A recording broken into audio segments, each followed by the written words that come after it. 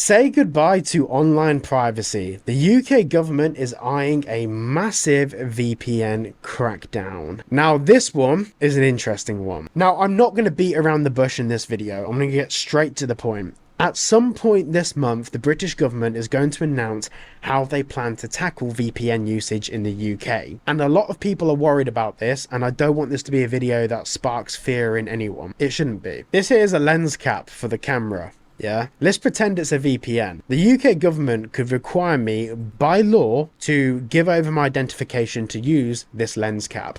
They could do it. They could actually tell me by law that I need ID to use this lens cap. They could do it. So I wouldn't buy it from the shop. I'd just get someone to make me one. Or I'd make it myself. And the same thing applies to VPNs. VPNs aren't necessarily a product or service. They're a form of technology that you cannot ban. And you can't ban it for one of the many simple reasons that it's something you can make at home. It's something that exists. It's something that will always exist because as far as the internet's existed, VPNs in themselves have always existed. And a good example of this is cars.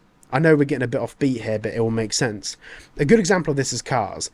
The British government could make it illegal to own a car in the UK, but then if you go outside and put together some twigs and put some wheels on it and start pushing it around, is that a car by definition? And this is the problem with the government trying to tackle VPN usage in the UK. Firstly, all of the major VPN providers have just laughed at this. They've all just gone, we're not doing that, so whatever. But also as well, VPNs aren't necessarily an app. You can sideload VPNs even on iPhones. You can set up VPNs on your home router, and I will do a video on that at some point. It's a bit difficult to do because all home routers work slightly differently in conjunction with VPNs. It's a bit more complicated. But also as well, the same thing applies to AI. Like the British government have made this big thing about tackling AI, but AI isn't just AI chatbots. AI is a thing that everything in your home uses, whether it's your phone, whether it's your browsers, like even Google search now is fully AI. Like everything that you use on a day-to-day basis runs on AI because AI exists and it's here to stay because it does have a valid place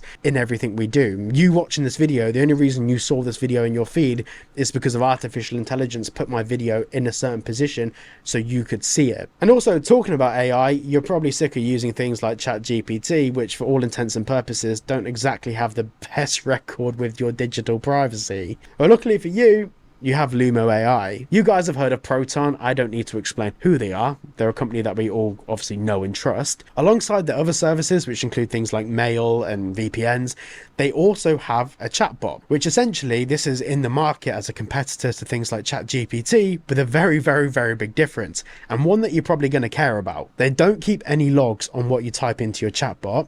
It's fully encrypted on your device, so Proton can't even access it themselves, even if they wanted to. Not that they would even want to anyway. But for me, what I find really impressive is that one, it's not only really responsive, but secondly, it's putting the tool of AI back in your hands.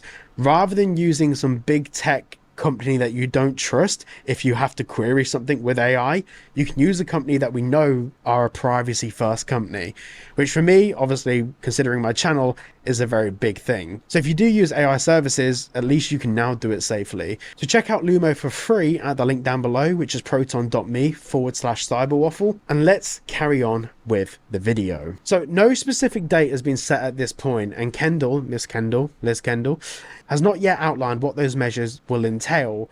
With that said, restricting VPNs could have consequences far beyond preventing children from bypassing age restrictions. For example, forcing adults to jump through regulatory hoops or log in with their IDs to use basic privacy tools discourages good cybersecurity practices, leaving everyday users exposed to identity theft. And this is the thing, like, you know, I know people that work in government, or at least government contractors, and they use VPNs as a very basic tool at home to obfuscate their location when working from home because their employers don't want basically them to be hacked, traced, or anything like that. So then requiring those people to hand over identification to utilize VPNs is absolutely absurd, and it's not something that will ever fly. Now, the interesting thing is that a lot of the people in government that have made comments about banning VPNs, a few of them, quite famously, haven't actually understood what VPN stood for, and that's led to some very interesting moments in Parliament. But I'm not worried about this. I'm doing a lot of this video as kind of a warning that the government are going to try and do something, but I really want to dispel people from worrying, because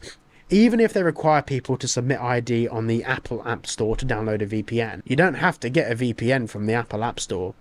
You can use all of your favorite VPN providers, whether that's things like private internet access, Proton, Mullvad, anything. There are ways to get those VPNs on your devices that take maybe 5 seconds longer, that don't require you to go through the traditional methods. Effectively, what the government is doing here is not enforceable. It just really isn't, because they're trying to ban a form of technology, and I really don't want people to worry about this. I get so many messages from people saying VPNs aren't going to be safe anymore or anything. It's not the case at all. You're going to be fine, unless they completely strip VPNs from the UK, which would close down pretty much half of the UK's infrastructure, including the government itself. So it's not all bad. Thanks for watching today's video. If you did enjoy, please make sure to like and subscribe, and check out Lumo at the link down below. Thanks for watching, and I'll see you all in the next one.